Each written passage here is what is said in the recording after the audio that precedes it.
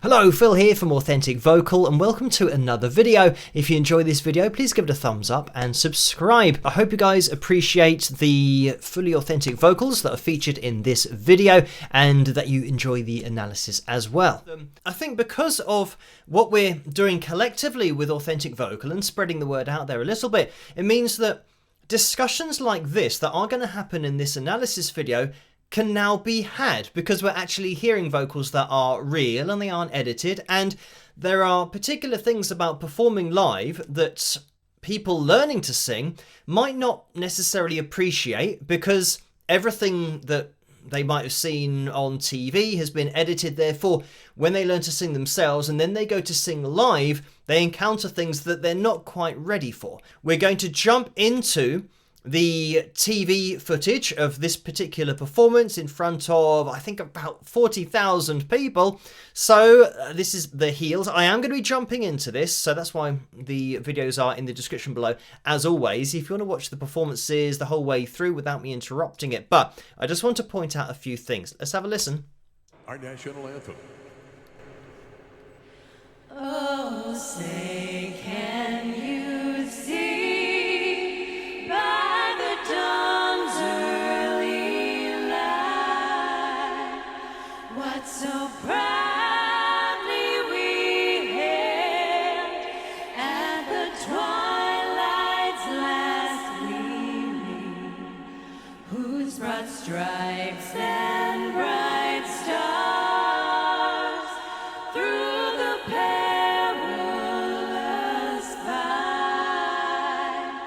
o'er the ramparts we watched were so gallantly streaming. So I'm just going to jump in here because, of course, we've got the pitch monitoring software on screen, and that's just going to display one of the voices, and what the pitch monitoring software is picking out is the signal from isolated vocals. So it's plotting what it can hear, but we can see that we've got what we would expect with a fully live vocal, and the fact that we're not, I mean, we are really accurate. I mean, as you can hear, it just sounds really accurate, but we've got natural voices here, so we are going to get this natural drift. You know, occasionally, for example, you know, here and here, we are crossing over the lines and we are on top of the lines for, you know, fractions of seconds, and that will happen with singers with great pitch. They will be over the top of these lines, but it's as a byproduct of just having a great voice. They're not being calibrated to these lines. The thing I want to point out about this particular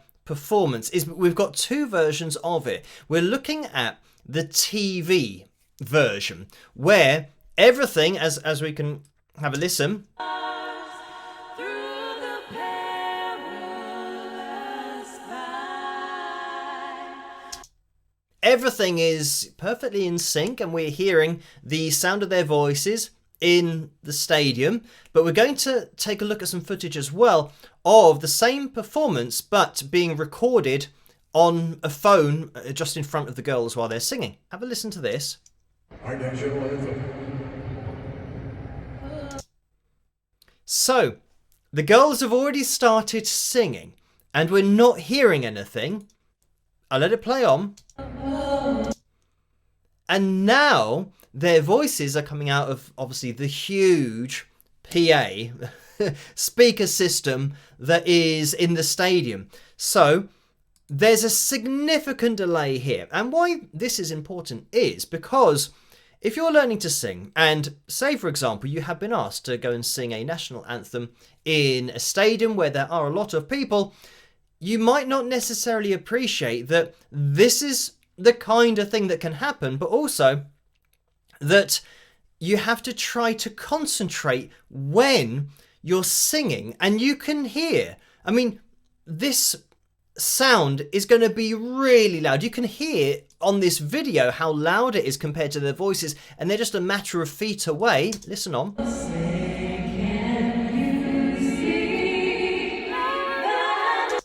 Listen to the delay. So I know that we've just listened to the performance or part of the performance from the TV version where everything's synced up and it's fine for the final product on TV. But then looking at it, you then realise if you're in the stadium, you know, sitting back here, you wouldn't necessarily know that there's probably about a second's worth of delay between the girls singing and then hearing their voices come out of those huge speakers. So this is a whole nother side to singing, of keeping it together, concentrating, and keeping focused on your harmonies, the timing, and nobody getting thrown off, because obviously 3 people singing together, harmonizing with each other, it means that only one person needs to get thrown off and the whole thing is potentially out of the window. But I'll let this play on a bit more.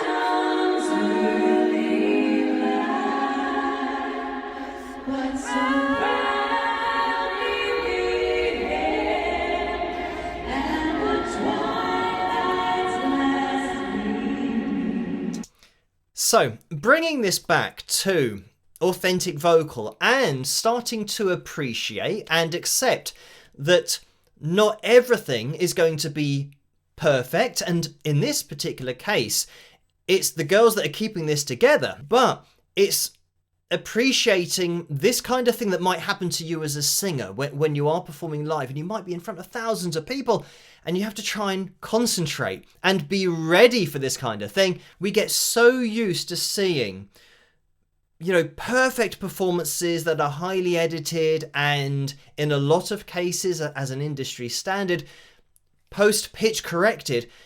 We almost get immune to seeing something and realizing that, oh, actually there's more to this. This is an art form where there are so many different things that you have to contend with, not only just keeping pitch, but keeping pitch while you're being distracted by other things going on at the time. So now, just for a bit of fun, what I've done is placed the ladies' vocals where they were when they were singing them, and then where they are when they're getting played out of the speaker, so you can hear their voices more clearly as to where it should be and where it is actually being heard with that delay. And I think most likely what the girls have got here, they haven't got any, you know, fold back monitor in front of them, so I'm assuming that they've got in-ear monitors in order to, you know, just try and keep it together. But even with that, you can hear the volume that their voices are coming out of the PA in the stadium. There's no way, even with in-ear monitors, that you would not hear that other version of your voice coming out, just massively delayed. Sometimes in my live streams I get a delay of my voice that happens like a second after I'm talking, and even just talking it's off-putting. So let's have a listen to this now, and you can hopefully appreciate how well the girls do in order to keep this all together with what's going on.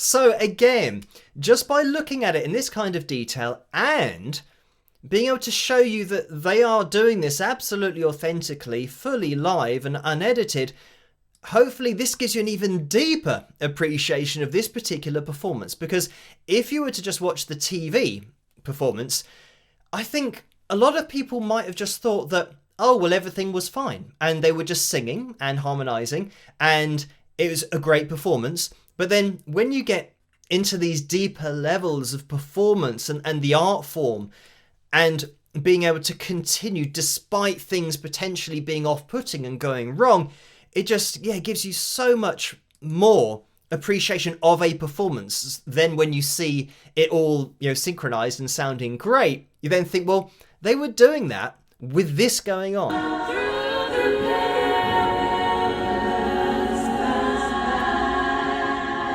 And the thing is that the people in the crowd aren't hearing their voices when they're being produced into the microphones. I've placed that in there so that you get an appreciation of this difference in timing.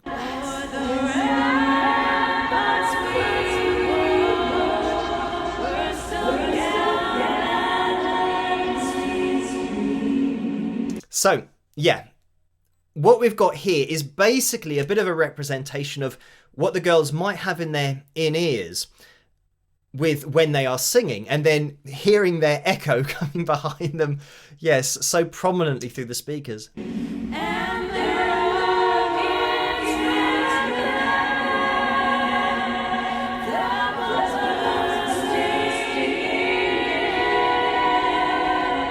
I mean, actually, with the delay, it's great because it means you get to appreciate, you know, the pitch and the accuracy and what a great job they are doing. The whole point is that Authentic Vocal is all about honesty, transparency, and for fans of bands and artists to know what they're listening to, but also for artists and bands to say, look, we want our fans to know what we do. You know, that there are things that artists have to deal with and have to kind of adapt to while they're performing live.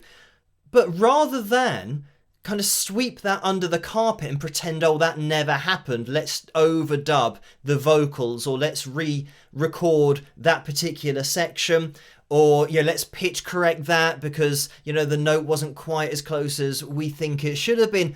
Rather than doing all of that, why don't we just appreciate that that's what live is, and that things can happen, everyone's human, and just embrace the human aspect of singing? Because I think it's so important on a vocal coaching level as well, from the vocal coaches that I've, you know, spoken to over the last few weeks. You know, we've got Dr. Dan and, you know, Tim Welch and Chris Lipe, where the vocal coaches, I think, are all on the same page, where they're teaching their students to sing naturally and authentically, but then the students are going out and watching performance after performance after performance of highly edited vocals that physically can't be attained with the human voice. They can't even be attained by the singers that are being seen to have done it, because they didn't do it. So yeah, I think it's really important to kind of embrace this kind of thing and have even more respect and appreciation for what artists are doing,